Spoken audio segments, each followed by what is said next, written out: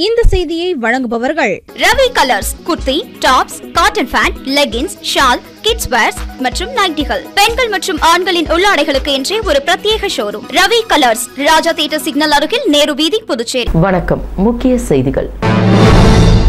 விமான நிலையம் இடமாற்றம் குறித்து தீவிர ஆய்வுக்கு பின் முடிவு செய்யப்படும். ஆளுநர் கைலாஷ்நாதன் தகவல். மாதத்திற்கு 6 லட்சம் நஷ்டம். புதுச்சேரி சுற்றுலா மினி பேருந்து சேவை திடீர் நிறுத்தம்.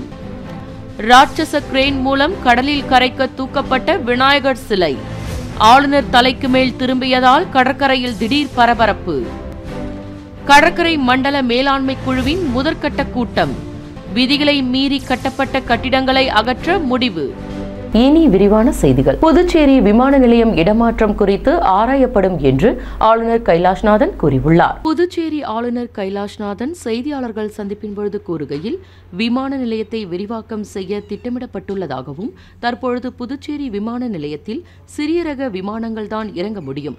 எனவே புதுச்சேரி விமான நிலையத்தில் போயிங் உட்பட பெரிய விமானங்கள் இறங்கும் வகையில் நடவடிக்கை எடுத்து வருவதாகவும் தெரிவித்தார். மேலும் அதற்கான நிலத்தை கையகப்படுத்துவது முக்கியம் என்றும், தமிழகம் புதுச்சேரியில் எவ்வளவு நிலம் தேவை என்பதை முழுவதும் ஆராய வேண்டும். இதில் புதுச்சேரிக்கு எவ்வளவு உபயோகமாக இருக்கும் என்பதையும் ஆராய வேண்டும் என்றும், இதன் மூலம் மக்கள் வேலைவாய்ப்பு, புதுச்சேரிக்கான பயன் தொடர்பான ஆராயப்படும் என்றும் கூறியுள்ளார். மேலும் அதன் பிறகே விமான நிலையம் இடமாற்றம் குறித்து ஆராயப்படும் என்றும் கூறியுள்ளார். மேலும் பஞ்சாலைகள் புதுச்சேரிக்கு எவ்வாறு உபயோகமாக இருக்கும், சில தொழிற்சாலைகளிலேயே மாற்றிக்கொள்ளலாமா, புதுச்சேரி நகரத்திற்கு வேறு ஏதேனும் பயன்பாட்டிற்கு உபயோகப்படுத்தலாமா என ஆராய்ந்து வருகிறோம் என்றும் தெரிவித்துள்ளார்.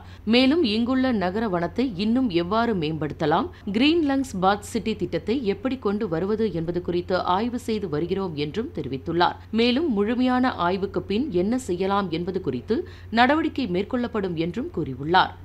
மாதத்திற்கு 6 லட்சம் நஷ்டம் ஏற்படுவதால் சுற்றுலா மினி பேருந்து சேவை நிறுத்தப்பட்டுள்ளது. புதுச்சேரிக்கு வரும் சுற்றுலா பயணிகள் இருசக்கர வாகனங்களை வாடகைக்கு எடுத்து சுற்றுலா தலங்களை பார்த்து ரசித்து வருகின்றனர். இந்நிலையில் புதுச்சேரி பேருந்து நிலையத்தில் இருந்து கடற்கரை, பாரதி பூங்கா, தாவரவியல் பூங்கா, நோனாங்குப்பம் படகு குழாம், உசுட்டேரி உள்ளிட்ட 21 இடங்களை சுற்றி பார்க்க வசதியாக PRTC மூலம் சிவப்பு நிறத்தில் 5 மினி பேருந்து சேவை கடந்த மார்ச் மாதம் தொடங்கப்பட்டது. 150 ரூபாய் கட்டணம் செலுத்தினால் இந்த பேருந்துகளில் எங்கும் ஏறி இறங்கிக் கொள்ளும் வசதியும் இருந்தது. ஒரே டிக்கெட்டை இந்த 5 பேருந்துகளிலும் பயன்படுத்தவும் அனுமதிக்கப்பட்டது.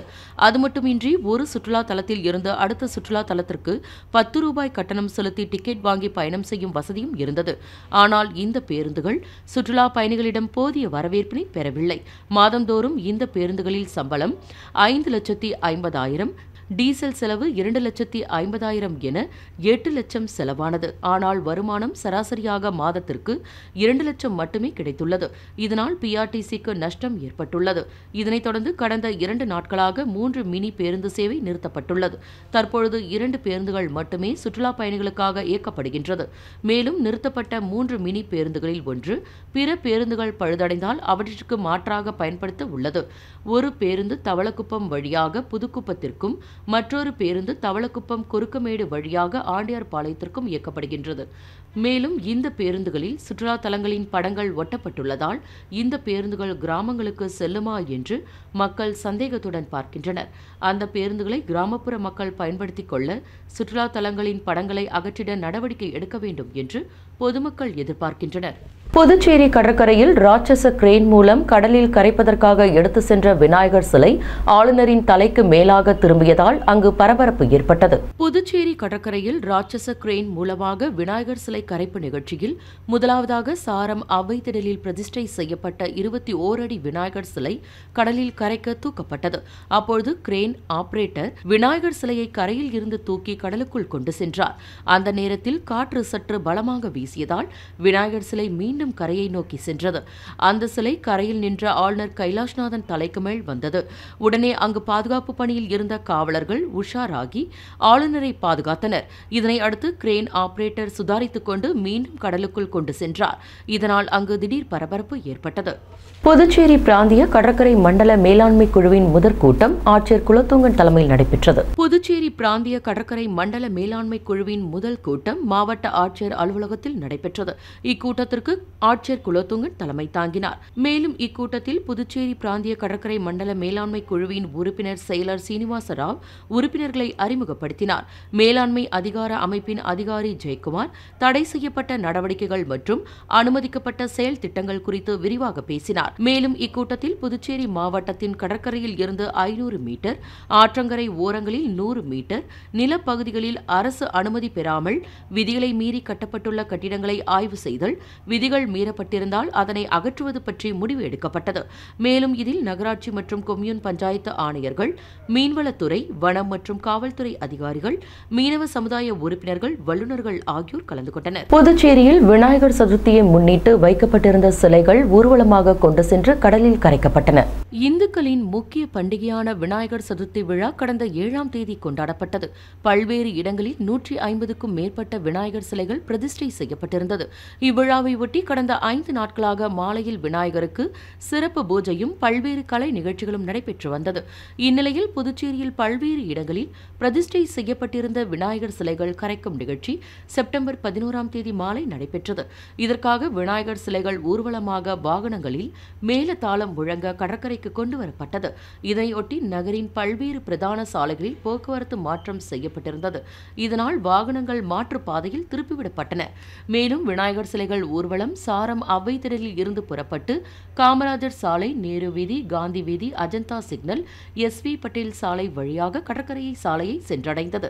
அதன்பின் அம்பேத்கர் மணிமண்டபம் அருகே 2 ராட்சச கிரெயின்கள் மூலமாக விநாயகர் சிலைகள் ஒவ்வொன்றாக கடலில் எடுத்து சென்று கரைக்கப்பட்டது.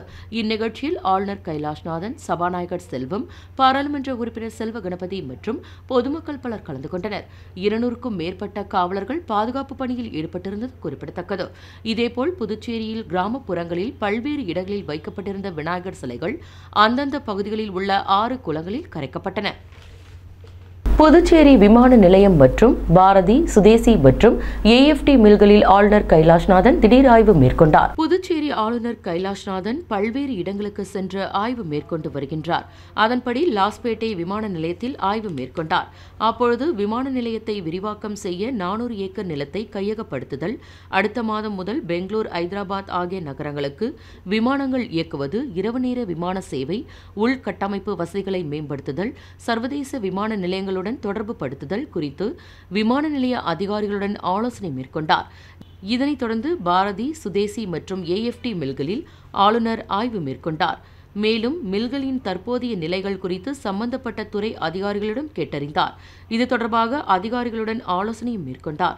இந்த ஆய்வின் பொழுது சட்டமன்ற உறுப்பினர்கள் கல்யாணசுந்தரம், வைத்தியநாதன், சம்பத் மற்றும் ஆளுநரின் செயலர் நெடுஞ்செழியன், அரசு செயலாளர் ஜவஹர், விமான நிலைய இயக்குநர் ராஜசேகர ரெட்டி, விமான நிலைய அதிகாரி ஜிஷ்ணு மற்றும் அரசு அதிகாரிகள் உடனிருந்தனர்.